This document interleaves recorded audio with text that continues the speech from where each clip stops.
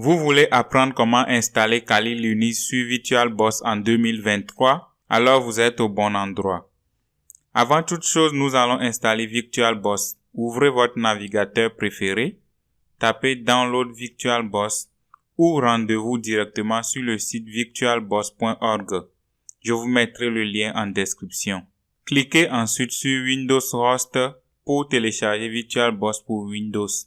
Le téléchargement se lance tout seul. Et si vous êtes sur un autre système d'exploitation, prenez celle qui est adaptée à votre système. Enregistrez le fichier et installez-le.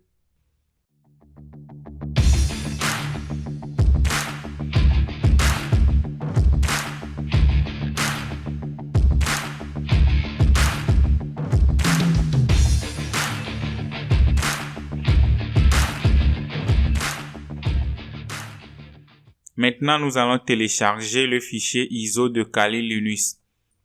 Faites également la recherche sur Download Kali Linux ou rendez-vous directement sur le site kali.org. Le lien est également en description de cette vidéo. C'est ici que se trouve le fichier pour les machines virtuelles préconfigurées par Kali Linux.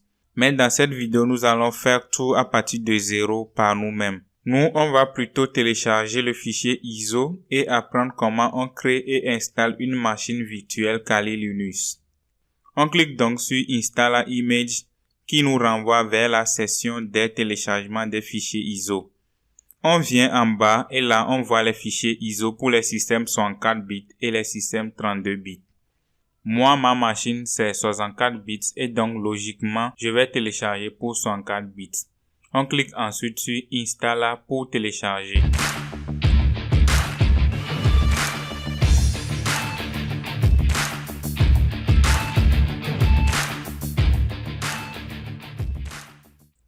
Maintenant que tout est téléchargé, on passe à la création de la machine virtuelle. Ouvrez donc VirtualBox. On clique sur Nouvelle pour créer la nouvelle machine. On précise le nom de la machine. Moi, je mets Kali Linux qui est assez original. Folder, c'est l'emplacement où sera sauvegardée votre machine virtuelle. Vous pouvez le modifier si vous voulez. Moi, je laisse l'emplacement par défaut. Ici, vous pouvez charger directement le fichier ISO, mais de la même façon qu'il faut avoir un PC avant de l'installer. Moi, je vous conseille et je préfère toujours créer la machine virtuelle d'abord avant de charger le fichier ISO par après et faire l'installation. Donc maintenant, on ne charge rien. On laisse les autres options telles quelles et on clique juste sur Suivant. Ici, il faut choisir la taille de notre mémoire RAM. Moi, je vais l'augmenter à 2048 MB.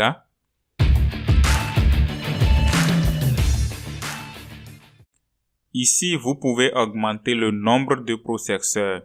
Vous pouvez aller jusqu'à 4, mais moi, je le laisse à 1 par défaut et je clique sur Suivant.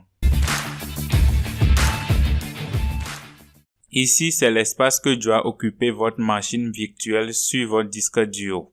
Vous pouvez aller jusqu'à 2 Tera en fonction de votre espace disponible. Moi, je lui donne 30,16 MB. Mettez donc la taille que vous convient pour votre machine virtuelle. On laisse les autres options par défaut et on clique sur Suivant.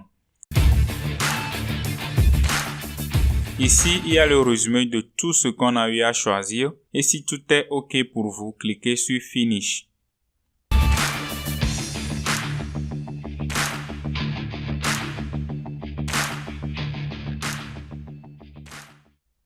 Maintenant que notre machine virtuelle est créée, on passe à la configuration. On clique donc sur Configuration.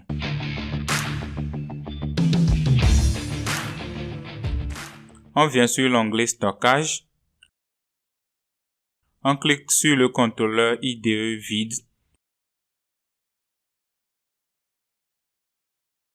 Puis sur ce disque pour accéder au menu déroulant. On choisit Tools et Disk File pour sélectionner le fichier ISO qu'on avait téléchargé.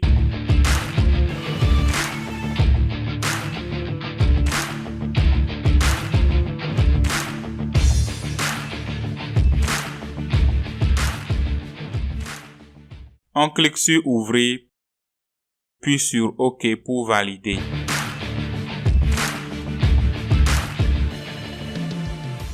Et maintenant que tout est prêt, on démarre notre machine pour débuter l'installation.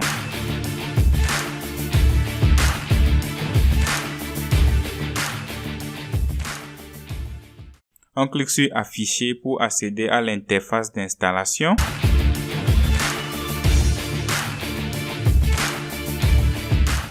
On valide le Graphical Install qui installe Kali Linux en mode graphique.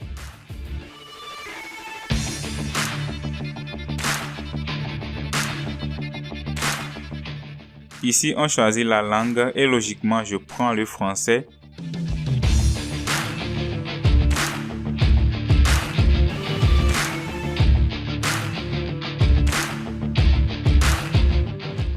Après, on choisit votre situation géographique. Moi, je mets la France.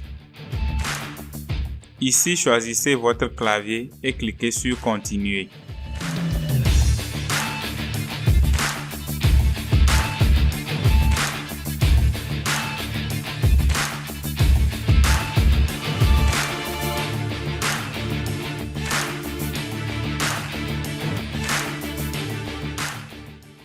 C'est à ce niveau qu'on donne le nom de votre machine. Moi, je mets Heure Linux.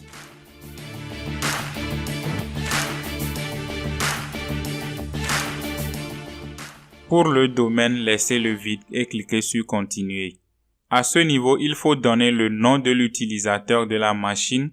Moi, je mets Richard.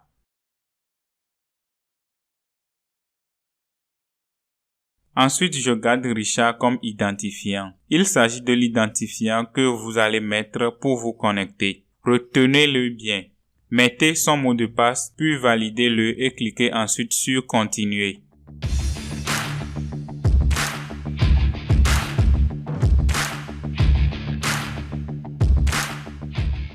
Gardez soigneusement l'identifiant et le mot de passe qu'on vient de créer pour pouvoir se connecter par après.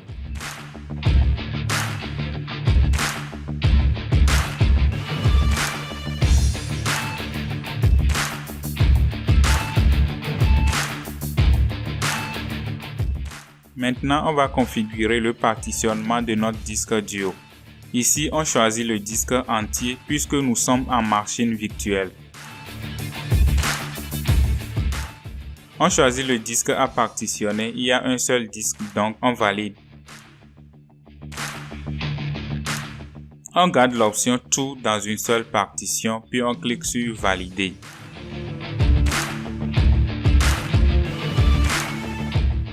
On clique ensuite sur Continuer pour terminer le partitionnement.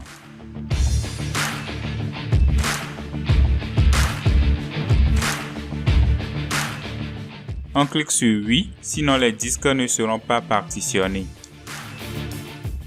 Je vous rappelle que j'ai un peu accéléré la vidéo et si votre installation prend un peu plus de temps, ne vous inquiétez pas, c'est tout à fait normal. Et si vous êtes nouveau sur cette chaîne, n'hésitez pas à vous abonner. Ici, vous pouvez choisir les logiciels à installer par défaut. Moi, je laisse tel quel.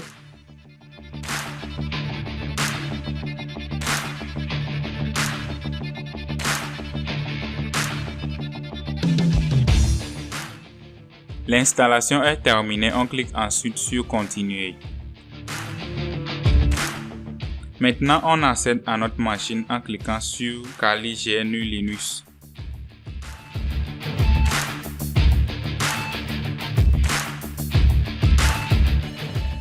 Voilà, la machine est prête, il faut taper l'identifiant et le mot de passe qu'on avait créé.